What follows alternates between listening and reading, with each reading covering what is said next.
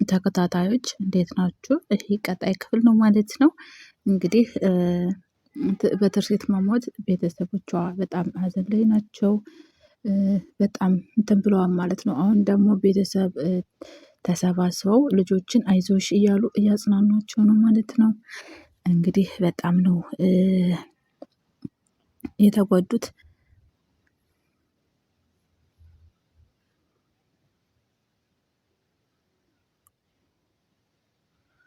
እንግዲህ አያታቸው እንግዲህ የትርሲት እናት ትርሲት ሞታለች። እንግዲህ ልጆችን ይዤ ነው የምሄደው፣ የትርሲትን ልጆች ይዤ ነው የምሄደው እያለች ጭቅጭቅ አንስታለች ማለት ነው። በጣም ለልጆች በጣም ነው የምታስበው እና እንግዲህ አያት ስለሆነች እኔ ያሳድጋለሁ ልጆቿን የትርሲትን ልጆች ማሳደግ አለብኝ ብላለች። እውነት ለመናገር ከአያት የሚጠበቅ ነገር ነው ማለት ነው። አንድ አያት ልጇን በሞት ካጣች እንግዲህ ልጆቿን ማሳደግ የሚጠበቅባት አባት ከጎናቸው ሆኖ እስካልተንከባከበ ድረስ ግዴታ አያት ነች ማለት ነው። እንግዲህ ለዚህም ነው እኔ ልጆችን እወስዳለሁ ያለችው። እንግዲህ ይሄ ነገር ደግሞ በጣም ግርግር አስነስቷል ማለት ነው። እንግዲህ ብሩክ በጣም ተናዷል። ለምንድነው ልጆችን ይዘሽ የምትሄጂው? እኔ አልፈቅድልሽም በማለት እንግዲህ ቅሬታውን እያቀረበ ነው። እንግዲህ ብሩክም ልጆቹ የእናታቸው አደራ አለብኝና እኔ ልጆቼን አልሰጥም፣ ለልጆቼ እኔ ያለሁላቸው የትርሲትን የእናታቸውን አደራ መወጣት አለብኝ፣ እኔ በህይወት እያለሁ ልጆችን አልሰጥም እያለ ነው ማለት ነው። እንግዲህ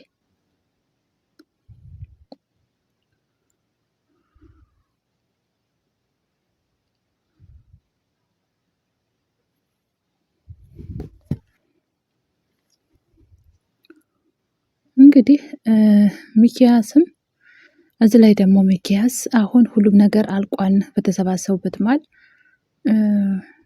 ሁሉም ነገር አልቋል፣ ሁላችንም ተስማምተን ጨርሰናል እያለ ነው ማለት ነው።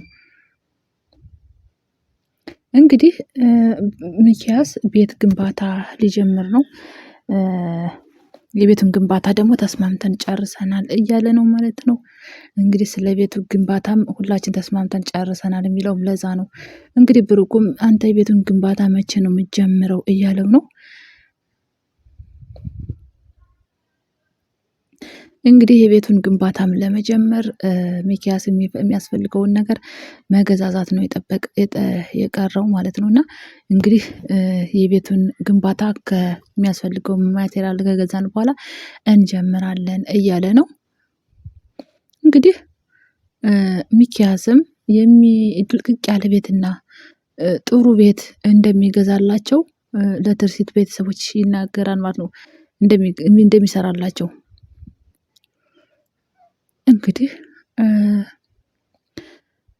እንግዲህ ሚኪያስም ሁለት ቃል ነው የተናገረው ለትርሲት ቤተሰቦች። እዚህ ላይ አሁን ላይ እቃቃውን የሚያስፈልገውን ማቴሪያል ከገዛን በኋላ ቤቱን መስራት አለብኝ እሰራለሁ እያለ ነው። ከአሁን በፊት ደግሞ ምንም ነገር የለኝም፣ የፍርድ ቤት ውሳኔ ነው የምጠብቅ እንጂ ምንም መስሪያ ብር የለኝም ብሏቸውን የነበረ። ይህንም ደግሞ ብለኸኝ ነበር፣ እንደዚህ ብለኸኝ ነበር አይደለ፣ ከየት አመጣህ ይሉታል ማለት ነው። እንግዲህ እሱም ብዬ ነበረ አዎ ብሎ ፍርድ ቤት ወስኖልህ ነው ወይ ከየት አመጣኸው ይሉታል የትርሲት ቤተሰቦችም።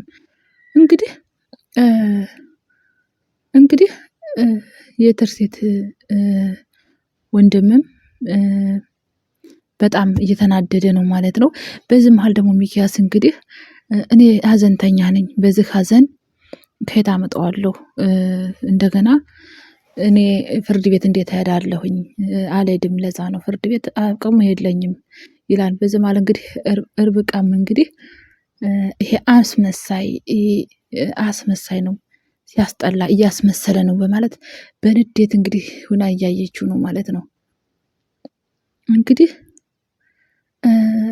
አንድ ነገር ፈጥራ እንግዲህ ይህን ውል ልታቋርጠው አስባለች ማለት ነው። ርብቃ ደስተኛ አይደለችም፣ ነቅታበታለች። እንግዲህ የርብቃ እናትና አባትም ከየት እንዳመጣው የት ነው ያመጣው ይህን ነገር በማለት እያፋጠጡት ነው።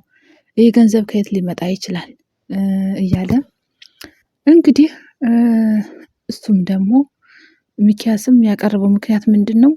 አንድ የሆነ ወዳጁ የትርሲትን መሞት አይቶ የቤተሰቦቿንም መጎዳት እና የልጆቿን መጎዳት በማየት እንዳገዘው ነው እየተናገረ ያለው።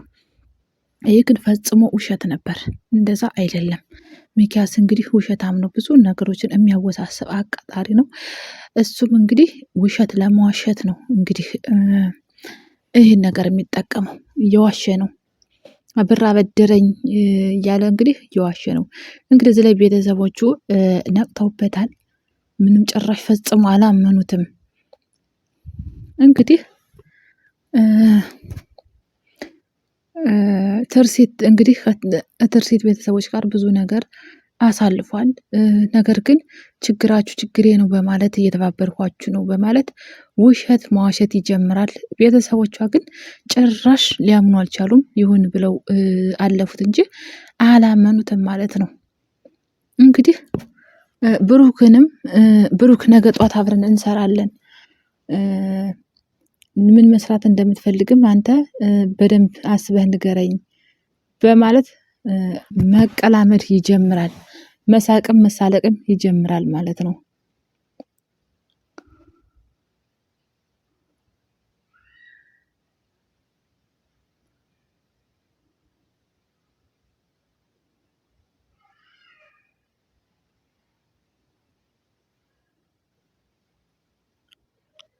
እንግዲህ እዚህ ላይ ርብቃ በጣም ትናድዳለች። ትናድድና እንግዲህ የውሉን ወረቀትም ታነሷል። ልቅደው ይህ ቀልድ ጭራሽ ደስ አይልም በማለት በጣም ተብሳጭታለች። እሱም ርብቃን አምጪ እያለ ሚኪያስ መጮህ ይጀምራል። እንግዲህ ምን ልታረጊው ነው ሲላት ርብቃም ያነሳችው እንግዲህ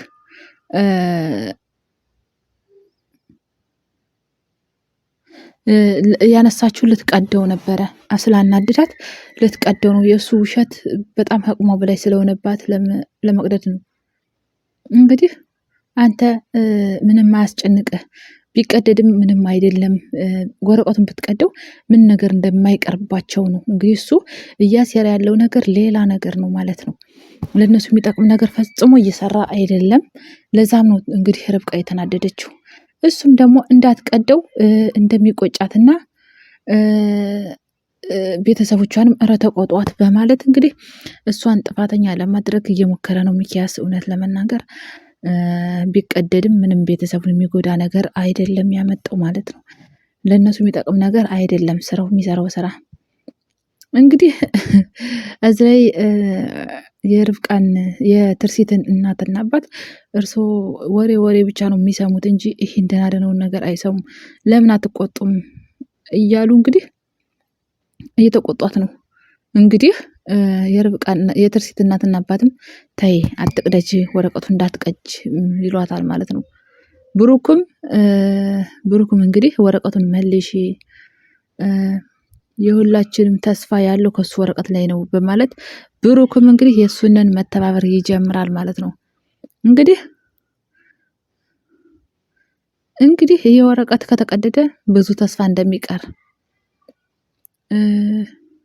የጎረቤትም ተስፋም ጭምር ነው። እንግዲህ ለጎረቤት የሚጠቅም ነገር ነው ይህ ወረቀት በማለት እንግዲህ ይነግራታል ማለት ነው። እሷም ደግሞ ለጎረቤት ተስፋ ብዬ እንግዲህ የኛን ህይወት አላጫልምም በማለት ወረቀቱን ተነስታ ቀደደችው ማለት ነው። እንግዲህ የትርሲት እናትም በጣም ደስ ብሏታል። ምክንያቱም ውስጧ አላመነበትም ማለት ነው። ውስጧ ደስተኛ አልነበረም። እንግዲህ ሚኪያስም በጣም ተናዶ እንግዲህ ከአሁን በኋላ አልለቅሽም፣ አንቺን እንድትጸጸች ነው ማረግሽ፣ እምለቅሽ ሰው አይደለሁም በማለት ይፎከባታል፣ ያፈጥባታል ማለት ነው። እሷም ደግሞ ልትገለኝ ነው ወይ ምንም አታመጣም በማለት ንዴቷን እንትን ትላለች። እንግዲህ የትርሲት እናትና አባትም ነይ ወደ ክላስ ግቢ በማለት እንግዲህ ወደ ክላስ ይዟት ይገባን ማለት ነው። እውነት ለመናገር ርብቃ ያደረገችው ነገር ትክክል ነው። እንደዚህ ማድረግ ነበረባትም ማለት ነው። ምክንያቱም ሚኪያስ ጥሩ ስራ እየሰራ አይደለም ያለው እዚህ ላይ የራሱን ጥቅም ነው እያመቻቸ ያለው ማለት ነው። እናም ገንዘብን ተበድሮ አይደለም እሱ ሴራ ነው እያሴራ ያለው ቤተሰቡን የሚጎዳ ነገር ነው እያደረገ ያለው። ለዛም ነው እንግዲህ ርብቃ ተናዳ የቀደደችው ማለት ነው።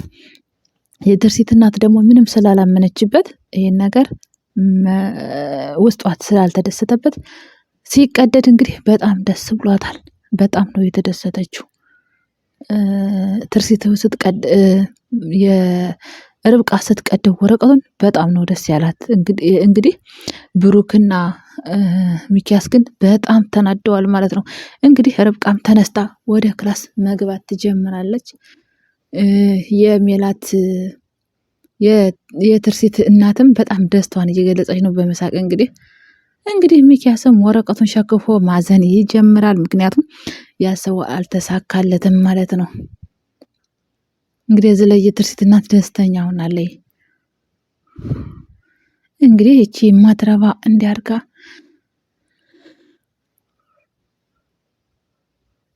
ቀደደችብኝ በማለት እንግዲህ ሚኪያስ በጣም ይናደዳል ማለት ነው። እንግዲህ እዚህ ላይ የሚኪያስ እህት እንደታገተች ነው ማለት እንግዲህ እንደታገተች ነው ማለት ነው። እዚህ ላይ ያንገላታት ነው። እርዱኝ ብትልም ማንም መጥቶ የሚያግዛት አልቻለችም። ይህ ሁሉ የሆነባት እንግዲህ በሚኪያስ ምክንያት ነው ማለት ነው። ምክንያቱም ሚኪያስ ነይ ሂደሽ ሰላም ብለሽ አስይዥን ስላላት እንግዲህ ሄዳ ሰላም ብላ ልጁ ልታስይዘው ስትል ነው ወደ እገታ ያገባት። እንግዲህ እዚህ ላይ እያሰቃያት ነው፣ እየደበደባት ነው፣ እያስለቀሳት ነው፣ ብዙ ነገር እያደረጋት ነው ማለት ነው። እንግዲህ እዚህ ላይ ደግሞ ርብቃና የትርሲት አባት እንግዲህ ወደ ክላስ ተያይዘው ገቡ ማለት ነው። ምክንያቱም ርብቃ ያደረገችው ወረቀቱን እንትን ብላ ሚኪያስን አናደው ስለነበር እሷን ዘወር በይ በማለት እንግዲህ ወደ ክላስ ሲገቡ ሁሉንም ነገር እንግዲህ ለትርሲት አባት ሁሉንም ነገር ነግረዋለች። ሴራውን ምናምን የሚኪያስን ጉድ ስለነገረችው የትርሲት አባት እንግዲህ አምኗታል ማለት ነው። አምኗት በጣም አዝኗል። እንግዲህ እዚህ ላይ ደግሞ ሚኪያስ ብሩኬ ደግሞ እዚህ ላይ ለምን እንደዚህ ታረጊያለሽ?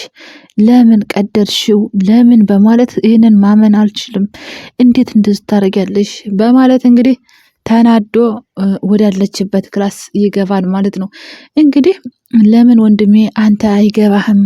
ለምንድን ነው የማይገባህ? ይሄ ነገር እኮ ሌላ ሴራ ነው፣ ሌላ ወጥመድ ነው በማለት እንግዲህ ሁሉንም ነገር ርብቃ ለብሩኬ ለማስረዳት ትሞክራለች ማለት ነው።